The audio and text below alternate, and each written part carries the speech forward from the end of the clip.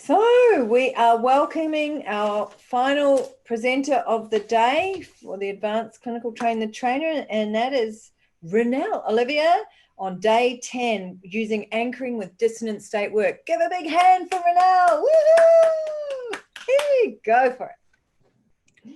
Right. Okay, so today we're talking about working with dissonant states and using anchoring when we work with our states. So just as a beginning, we just going to talk about how do we recognize a dissonant state. A dissonant state is a normal state that's conscious at the wrong time. So how it will present in your office is clients will say things like they present with feelings of incompetence. They will use words like, I know I can do better, or I'm not doing this well enough. I think I can do this better. Or feeling frustrated or annoyed about their ability. So I feel frustrated or annoyed with myself that I'm not doing this as well as I can. And I feel that they're not able to handle the situation in their preferred way. So the protocol that we use in working with dissonant states involves action 2 and action 8, where we incorporate the anchoring, and then also action 12. So with action 2, as you know, is vivify specific, and there you want to vivify the time that this dissonant state is in the conscious. It's usually not difficult to do because the dissonant state is already there in the conscious, and saying that it's not feeling that it's doing well enough.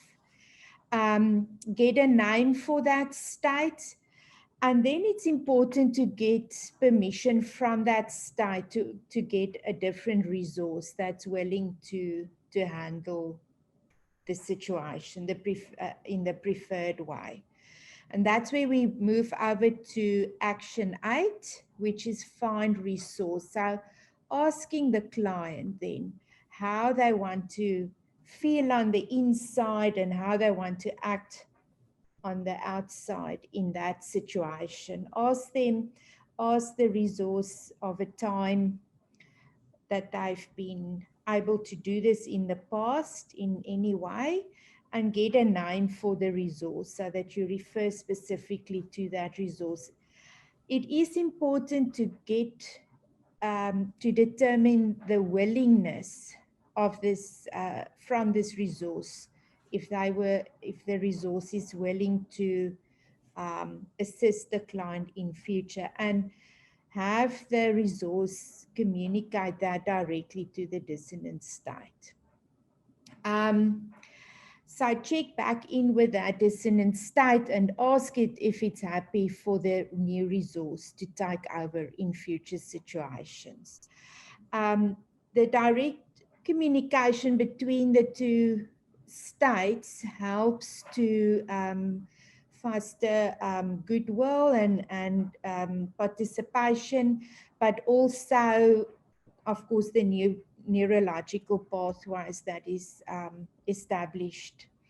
So we use anchoring so that the client, so I'll just move here to the next slide quickly, to say why is anchoring a good strategy to use when we work with dissonant states. It does give the client an opportunity to bring into the consciousness that preferred resource state. And by doing that, the client gains some confidence and in their ability to perform in their preferred way. And they also, not only that, but the client becomes better in bringing in resources into the consciousness. So learning that technique of hooking onto a previous successful memory or a successful event. So it's a skill building in the client themselves that where they can learn, how to learn more effectively, how to perform more at their best, or, even relate better to other people. So just going back. Oh yeah, just one more thing I didn't add it here to the why we use anchoring. I think it is important to just be mindful when not to if it's what do I want to say, to constantly override negative states with anchoring. If there are negative states, it may be voided states, and you need to resolve the voided states first. Negative states, for example, a person feeling tired.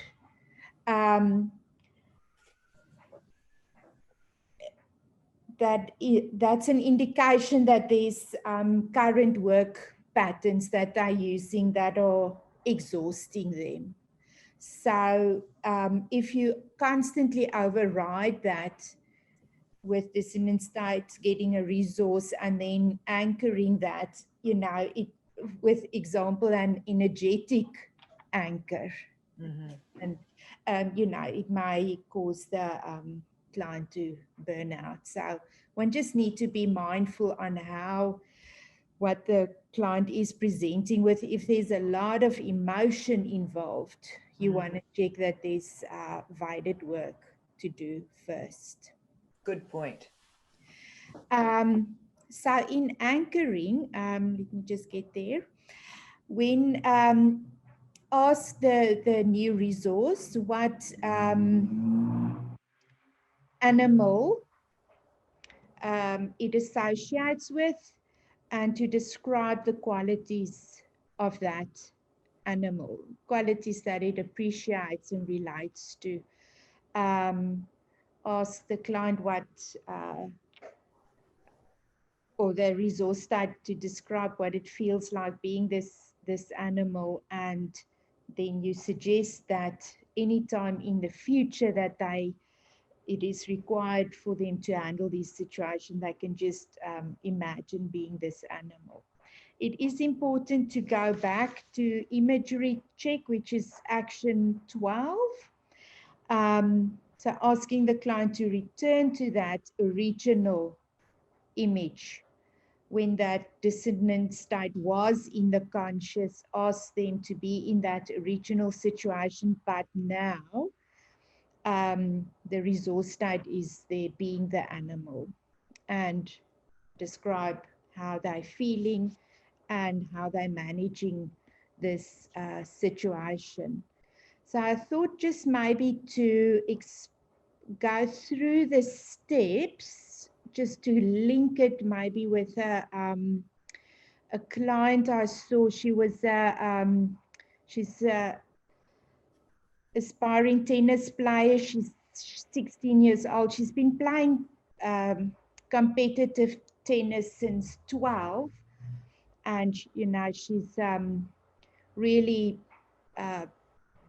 playing a lot of tournaments nationally and internationally.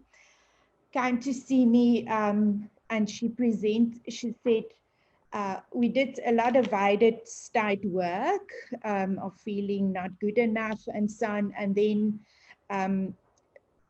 at this session was with a dissonant state that was feeling really frustrated with her footwork, that she was